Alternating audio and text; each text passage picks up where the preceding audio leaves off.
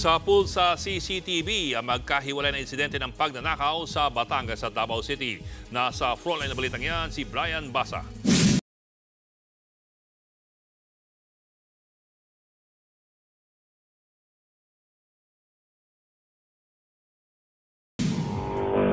Sa isang van, bumaba ang dalawang lalaki at tila nagmamasid. Ang isa sa kanila, naglabas pa ng claw bar o bareta. Sa isa pang kuha ng CCTV sa loob ng tindahan, makikitang nasa counter na ang tatlong lalaki at naghahalughog. Tinangay nila ang kaha, dalawang tablet at isang cellphone. Saka nagmadaling lumabas ng kainan. Ilang saglit pa, bumalik ang isa sa kanila at kinuha ang isa pang kaha. Ayon sa manager ng restaurant, aabot sa halos 80,000 pesos na halaga ng pera ang natangay ng mga kawatan. Ayon sa Rosario Police, isa pang fast food restaurant sa Taal, Batangas ang ninakawan ng naturang grupo. Pinaghahanap na ng mga pulis ang tatlong suspect.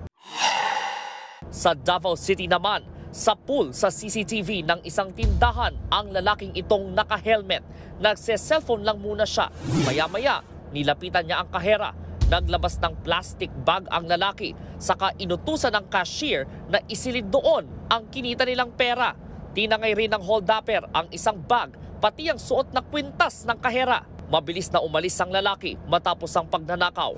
Sa kuha ng CCTV sa labas ng tindahan, makikita ang lalaking bit-bit ang plastic bag. Sumibat siya sakay ng motorsiklo. Ayon sa Davao City Police, aabot sa 50,000 pesos na cash at 30,000 pesos na halaga ng alahas ng cashier ang natangay ng suspect. Patuloy pa siyang tinutugis ng mga pulis.